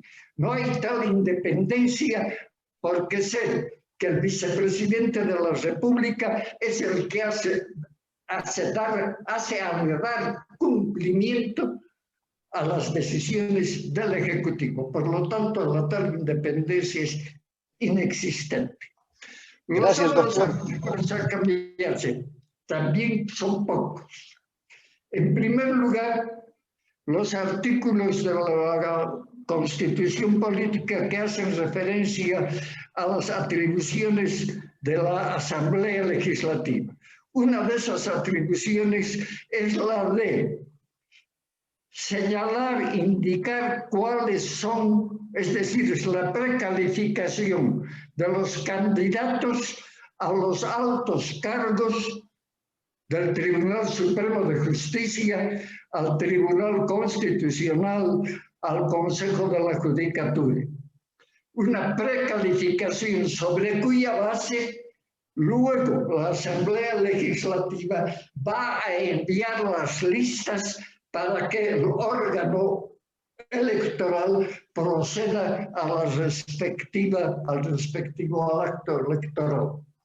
Y el otro artículo semejante a ese es el que indica que de la misma manera se debe proceder para el Tribunal Constitucional. Y hay otro artículo también que hace referencia, además del Consejo de la Judicatura, a un órgano electoral. En resumen, el siguiente artículo que tiene que modificar o reemplazar a aquellos que se deben quitar de la Constitución Política del Estado es simplemente uno que indica que en cada departamento, en cada uno de los 9 departamentos del país, se debe organizar un comité de selección no conformado por ningún representante del Poder Legislativo ni del Ejecutivo, sino por representantes de los colegios de abogados de cada departamento, de los representantes de la Asociación de Jueces y Magistrados del departamento, representantes de la Facultad de Derecho Estatal del respectivo departamento, otros representantes de las escuelas o facultades de Derecho de la universidad privada y también un último representante de los colegios de economistas y sociólogos del respectivo departamento, y respetando así la iniciativa que surgió en el año 2009 de que sea el pueblo el que elija a los postulantes al Poder Judicial, pero repito, sin participación ninguna del Ejecutivo ni del Legislativo. Gracias, gracias, doctor. Ofrezco la palabra a algún otro participante.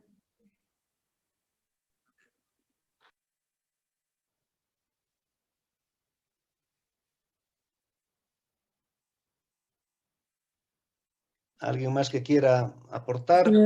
Si me permiten, Ramiro. Adelante, Rebeca, por favor. Sí, muy buenas tardes a todos. Primero, gracias a los expertos internacionales que están y también gracias a los expertos nacionales que tienen buena esta idea de poder apoyar y bueno, la evaluación que se ha hecho creo que es muy pertinente. Yo me pongo a pensar un tema, si hay la oportunidad, o sea, si se está viendo con lo que empezamos el anterior conversatorio, si hay esa oportunidad, se está abriendo la oportunidad de modificar y más allá del grupo, más allá de los abogados, dado que se incorpora en la Constitución el tema bastante importante y de manera enfática la participación y control social y que va en la línea que planteaba Úrsula, la experta Úrsula respecto a la rendición de cuentas, yo creo que no deberíamos desaprovecharla porque no sabemos cuánto tiempo más va a haber para que se abra esta posibilidad. Entonces, yo creo como se están iniciando conversatorios, debates, foros, etcétera, yo creo que se debería nomás pensar no en muchos temas, en 2 temas, 3 temas, este tema de la selección, el tema del Consejo de la Magistratura, pero no tanto como una eliminación que estamos viendo que en la comunidad andina no ha funcionado y el tema es la corrupción, pero sí con relación a lo que ya está en la Constitución y es la participación y control social. Y ahí creo, y esta es mi sugerencia y con esto concluyo, sí creo que debemos tomar la oportunidad con los recaudos que se había dicho en el anterior conversatorio de ver hasta dónde va, si hay buena fe, ¿no es cierto? Y empezar con ese acuerdo político. Si en el acuerdo político hay posibilidad de avanzar en 2 o 3 temas, yo creo que no se debería desaprovechar y hacer las cosas a mediano plazo, tal vez no a corto, no habrá tiempo, no sé, y a largo plazo que nos dé la posibilidad específica de empezar a plantear las políticas. O sea, no tenemos una política judicial. Simplemente eso quisiera sugerir y no desaprovechar, plantear los 3 temas y que muchos de ellos ya están en la Constitución, especialmente con relación a la rendición de cuentas, la participación social y esta política. Simplemente eso. Y gracias y felicidades. Y gracias también por la invitación que me hicieron en el conversatorio anterior. Muchas gracias. Muchas gracias a Rebeca. Si hay algún otro comentario. Ramiro, hay un par de preguntas en el chat que tal vez podría simplemente leer para no demorar el debate, ¿no? Para que no sean demasiado largas las explicaciones. Una es de Walter Guevara y la otra es una que yo dejé planteada. Bueno, aquí don Walter Guevara nos dice: el candado constitucional que se debe abrir para empezar cualquier reforma es la elección de jueces. Eso se puede hacer con un referéndum de una sola pregunta que se responda con un sí o con un no, sin meter otros temas que pueden evitar el consenso para realizar este referéndum de manera más sencilla. Y Roberto, pregunta Antonio Rivera, para superar la dificultad de proponer nuevos modelos de elección antes del referéndum, ¿no podría simplemente en el referéndum abrogarse los artículos 182, 188, 94, 198 de la Constitución, que son los que determinan el sufragio directo para estas autoridades, y disponer que una ley aprobase por 2/3 definirá estos procesos? Y tenemos un tercer mensaje, no, ya no. Con esas preguntas, no sé si Eduardo Rodríguez quiere hacer una última ronda de algún comentario final.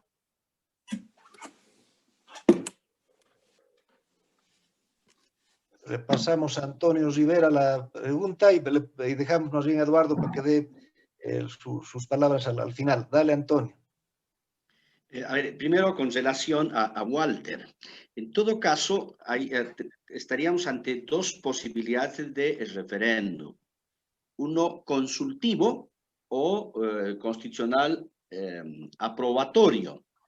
El consultivo sería consultar a la ciudadanía si están de acuerdo en modificar el sistema de selección y designación de jueces de las altas cortes, porque ante la iniciativa del ministro han surgido voces de organizaciones sociales, principalmente del sector campesino, de pueblos indígenas, rechazando la iniciativa del ministro. Entonces se podría optar por hacer un referéndum consultivo preguntando si están de acuerdo en introducir reformas a la Constitución para enfrentar la crisis judicial respecto al sistema de selección, designación de jueces, el cierre o clausura del Consejo de la Magistratura, etc. Sería un referéndum consultivo. Lo otro sería, lo que se pretende es reformar parcialmente la Constitución en el título, o en el capítulo del órgano judicial, con lo que había mencionado, lo que propone el ministro, lo que podemos discutir, en cuyo caso el procedimiento es que la Asamblea Legislativa, por 2/3 de votos, apruebe la ley de reforma, que luego se somete a control preventivo de constitucionalidad ante el Tribunal Constitucional Plurinacional y finalmente se consulta a la ciudadanía mediante referéndum. ¿Está usted de acuerdo con las reformas al sistema judicial, sí o no? Ese circuito lleva tiempo, ese es el problema. No sé si alcanza el tiempo para llegar al 7 de marzo. Con respecto a la pregunta de Roberto, no sería prudente hacerlo, Roberto, porque si simplemente a través de una ley de reforma constitucional se derogan los artículos 182, 184, aquellas normas que establecen y prevén la elección por voto popular de los magistrados del Tribunal Supremo, del Tribunal Constitucional, Tribunal Agroambiental y consejeros del Consejo de la Judicatura, sin definir un sistema que reemplace a ese mecanismo, es como dejar abierta la posibilidad con un cheque en blanco para los actores políticos definan cuál es el procedimiento. Y una de las traumas en América Latina para que hagamos constituciones altamente desarrollistas es que precisamente los políticos, si no está en la Constitución, no respetan. Entonces hay la desconfianza ciudadana y piden que todo esté en la Constitución, aunque al final del camino igual los políticos siempre terminan infringiendo la Constitución. Si se reforma, se toca la Constitución, se tiene que definir cuál es el sistema de selección y designación de las autoridades de las altas cortes, que luego se refleje también en los sistemas de selección y designación de jueces de instancia y de apelación. Pues de lo contrario, no tiene sentido abrir la Constitución y hacer una reforma simplemente para derogar. Gracias, Antonio. Damos la palabra a don Luis Pázara, si quiere hacer un último comentario.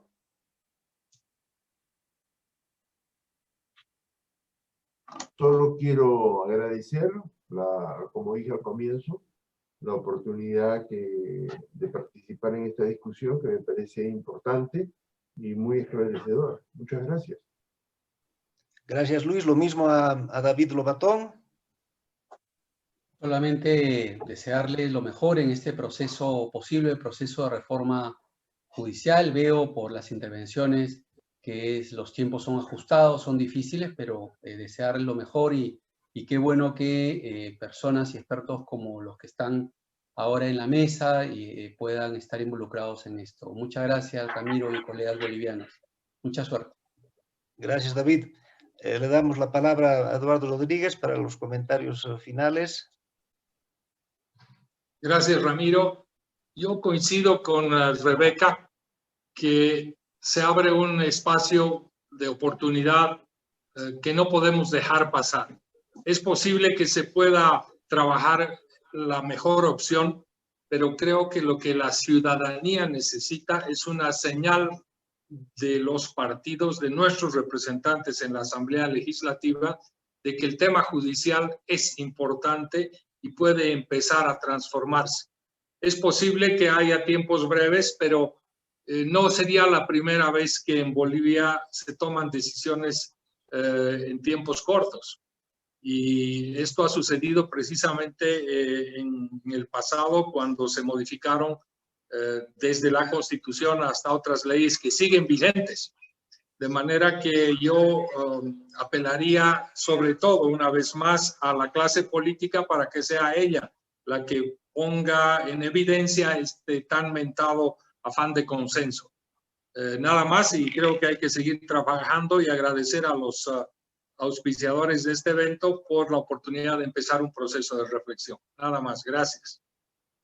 Gracias, Eduardo. Entonces, esta etapa del evento ha concluido. Antes de pasar a la palabra a Roberto Lacerna, a director del CERES, para que dé las palabras de clausura finales, quiero agradecer a Radio Onda Verde 103.9 que ha estado transmitiendo en línea todo el evento. Adelante, Roberto. No, solamente quería agradecer, Ramiro, a la Fundación y agradecer muy especialmente a Luis Pázara, Úrsula Indacochea y a David Lobatón por su presencia y participación. Es una manera de estrechar lazos de hermandad latinoamericana y contribuir a que nuestros procesos mejoren. Felicitaciones a Antonio Rivera y a Eduardo Rodríguez por estar dispuestos a asumir un reto extraordinariamente difícil, porque en Bolivia todo se nos hace difícil, sobre todo cuando pensamos que hay que dialogar y que hay que buscar consensos, pues no hay que perder la esperanza. Y creo que lo hemos hecho con mucho agrado, con mucho entusiasmo, pensando que esta es una pequeña oportunidad chiquita y que nos va a permitir dar un paso pequeño, pero la tarea es grande, así que cualquier paso correcto en la buena dirección, por pequeño que sea, es meritorio y vale la pena respaldar. Muchas gracias a todos y espero que podamos seguir pensando, seguir contribuyendo, seguir buscando este tipo de acuerdos, ¿no? Muy buenas tardes. Gracias, este evento ha concluido.